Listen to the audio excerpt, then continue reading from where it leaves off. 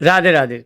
आज मैं आपको बताने जा रहा हूँ कि संतान सप्तमी पर किस भगवान की, किस देवी देवता की पूजा की जाती है और किस प्रकार पूजा करनी चाहिए और कैसे पूजा करनी चाहिए और किस दिन पूजा करनी है आपको, जिससे भगवान की कृपा आपके परिवार पर बनी रहे और संतान की दीर्घायु हो, बुद्धि विद्या की प्राप्ति हो। इस प्रकार से आप पूजा कैसे कर सकते हैं। तो आपका स्वागत है हमारे चैनल में। वीडियो को आप पूरा देखिए जिससे आपको सही से समझ आ सके।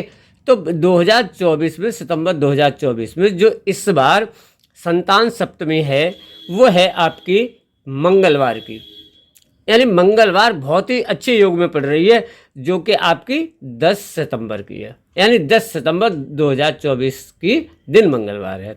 तो ये अनुराधा नक्षत्र में सप्तमी पड़ रही है। इस बार आपकी जो सप्तमी है वो बहुत ही अच्छी है। तो इस समय आज रात्रि, मतलब इस दिन रात्रि को 23:01 से भद्रा भी लग जाएगी। तो भद्रा लगने से पहले ही आपको पूजा अर्चना करनी है। तो इसमें मेन चीज़ आपको क्या ध्यान रखना चाहिए कि सबसे बड़ी बात तो यह है कि इसी दिन से लक्ष्मी के व्रत भी प्रारंभ हो जाते हैं। जो माता लक्ष्मी के व्रत रहते हैं वो इसी दिन से प्रारंभ करते हैं। तो माता लक्ष्मी के भी व्रत आज से ही शुरू हो जाते हैं। और संतान सप्तमी पर मेन चीज़ है, आपको विशेष उपाय मैं आपको एक बताता हूँ, जिसको करेंगे अगर आप, तो आपकी संतान की बुद्धि विद्या की बहुत अच्छी प्राप्ति होगी। इस पर मेन बात है कि आपको भगवान गणेश की, भगवान शिव की और माता रानी की पूजा की जाती है इस पर। तो भगवान इस बार जो मंगलवार की जैसे सप्तमी पड़ रही है तो मंगल होता है भाई। तो जिन माता बहनों के एक संतान है, पुत्र है या पुत्री है, तो उनके आगे पुत्र का योग बनने की संभावनाएं रहती हैं। ये जो सप्तमी है बहुत ही अच्छी पड़ रही है। तो इस पे आपको भगवान गणेश के साथ माता की और भगवान शिव की पूजा करनी है। विधिवत उनको स्नान कराने, उनको वस्त्र से आप पोंछ करके और फिर उनको वस्त्र दीजिए। आप वस्त्र के अभाव में आप कलावा दीजिए, या रूमाल हो सकता है तो आप रूमाल दीजिए उन्हें, और उनको टीका लगाइए, यज्ञोपवीत पहनाइए भगवान भोलेनाथ को, गणेश जी को। और यज्ञोपवीत आप चंदन लगाइए भगवान गणेश को, भगवान शिव को आप भस्म लगाइए, चंदन लगाइए, माता रानी को आप रोली लगाइए और चावल लगाइए।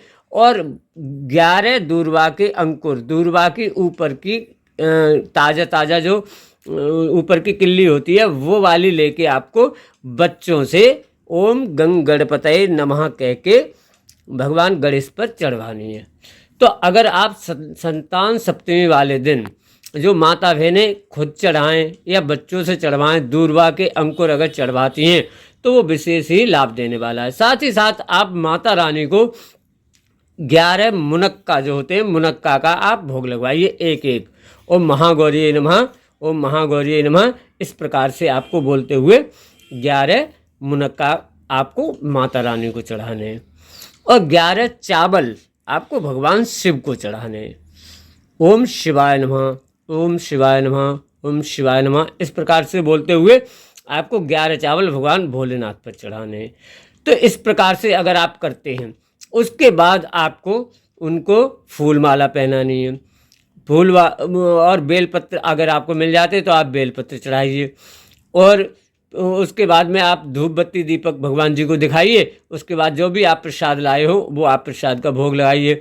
जो आप फल लाए हो, केला आप गणेश जी को चढ़ाइए, सेब माता रानी को चढ़ाइए, भगवान भोलेनाथ पे भी चढ़ाइए, और धतूरा अगर आपको मिल जाता है तो आप वो भी चढ़ाइए। उसके बाद पान का पत्ता चढ़ाइए, आप लौंग इलायची सुपारी जो कुछ भी आप वो चढ़ाइए भगवान को।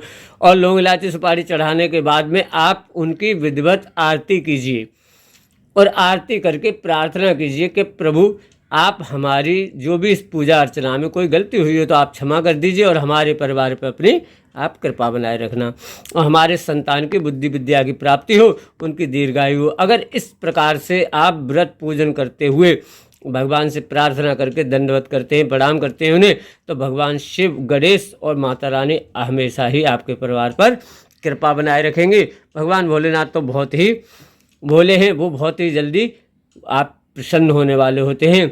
और भगवान गणेश सभी विघ्नों को दूर करके बुद्धि विद्या की प्राप्ति देने वाले होते हैं। तो बच्चों से, अगर आप जो शिक्षा वाले बच्चे हैं, जो पढ़ते हैं बच्चे या बड़े भी हैं, उनसे भी अगर आप 11 दूर्वा के अंकुर भगवान गणेश को ओम गंग गणपतये नमः कह के चढ़वाते हैं तो विशेष लाभ आपको रहने वाला होगा। और आप लोग भी इसी प्रकार से भगवान की पूजा अर्चना करें और उसके बाद में आप प्रसाद का भोग लगा करके प्रसाद को आप बांटें। जो भी वहाँ पर होते हैं उनको आप प्रसाद दीजिए और उसमें से थोड़ा सा प्रसाद आप भी लीजिए और आप अपने घर पर भी थोड़ा सा प्रसाद ले जाइए। और इस प्रकार से आप प्रार्थना करते हुए अपने और पूजा अर्चना करने के बाद अगर आपको समय होता है तो ओम नमः शिवाय का आप एक माला जाप कीजिए, उससे विशेष ही आपको फल की प्राप्ति होने वाली होगी। इस बार की जो संतान सप्तमी है वो बहुत ही अच्छी पड़ रही है और महालक्ष्मी का उस दिन व्रत भी उसी दिन से प्रारंभ हो जाते हैं। तो इसलिए वृश्चिक राशि में चंद्रमा होंगे उस दिन, तो इसलिए बहुत ही वृश्चिक राशि भी मंगल स्वामी होते हैं और मंगलवार की ही है, तो बहुत विशेष फलदायी है इस बार की संतान सप्तमी। तो इस प्रकार से आप पूजा करेंगे और मैं इसी प्रकार की जानकारी देता रहता हूं। तो अगर आप चैनल पर नए हों तो आप चैनल को सब्सक्राइब कर लीजिए, वीडियो अच्छी लगे तो आप लाइक भी कीजिएगा, अपने इष्ट मित्रों को भी शेयर कर देना जिससे उन्हें भी सही जानकारी प्राप्त हो सके। और बने रहिए आप हमारे साथ। इसी के साथ मैं वीडियो समाप्त करता हूँ। ओम नमः शिवाय।